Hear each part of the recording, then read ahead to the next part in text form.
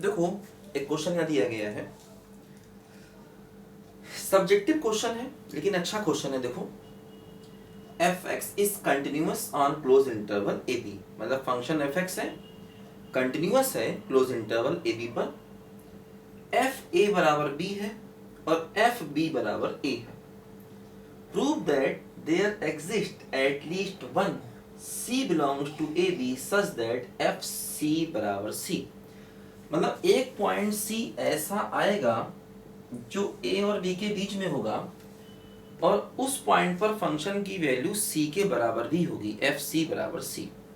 देखो अब इस क्वेश्चन में दिक्कत यह है कि समझ में नहीं आता कैसे शुरू करें, कहां से करें। देखो ध्यान दो, अच्छा क्वेश्चन है।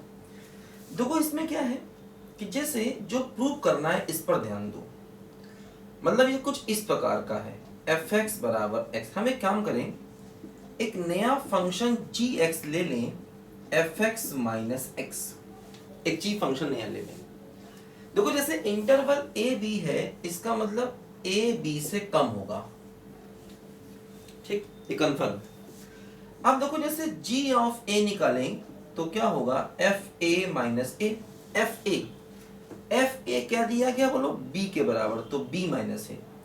अब b ऐसे बड़ा है तो b माइनस ए क्या होगा, पॉजिटिव, मतलब g ऑफ a की वैल्यू क्या हो गई, पॉजिटिव हो गई, ध्यान दो, ठीक।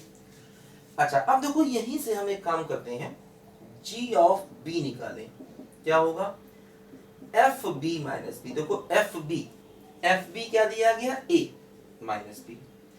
अब देखो a b से छोटा है तो a b से छोटा है, इसका मतलब ये नेगेटिव हो गया, यानी हम कह सकते हैं g ऑफ b क्या हो गया बोलो, नेगेटिव हो गया, और g ऑफ a क्या हो गया, पॉजिटिव हो गया। ध्यान दो, मतलब देखो अगर हम gx का ग्राफ बनाएं, देखो gx फंक्शन का अगर हम ग्राफ बनाएं, मान लो a यहां है और b यहां है, मान लो हम gx का ग्राफ बनाएं तो क्या होगा, a पर g पॉजिटिव है और b पर g निगेटिव है, इसका मतलब अच्छा g कंटिन्यूअस भी है, क्योंकि देखो अगर f कंटिन्यूअस है इसका मतलब g फंक्शन भी क्या हो गया, कंटिन्यूअस हो गया।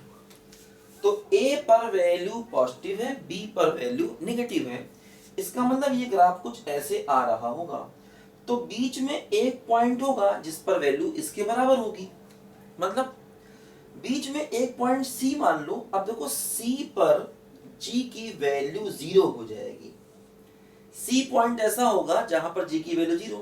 g ऑफ c का मतलब क्या हुआ, f of c minus c बराबर 0, मतलब एफ सी बराबर c, यही हमको प्रूव करना है ना।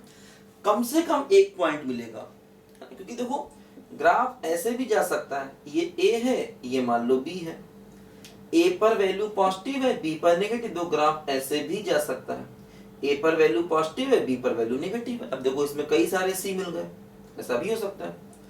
तो लेकिन कम से कम एक c ऐसा मिलेगा जिस पर g 0 हो जाएगा, g ऑफ c बराबर 0। g ऑफ c का मतलब f of c minus c बराबर हो जाएगा 0, यानी एफ सी की वैल्यू क्या आ गई बोलो, c के बराबर आ गई, यही हमको प्रूव करना था। अच्छा क्वेश्चन है, क्योंकि इस टाइप के क्वेश्चन जल्दी दिमाग में नहीं आते हैं, ध्यान करो सब बच्चे जल्दी से इसको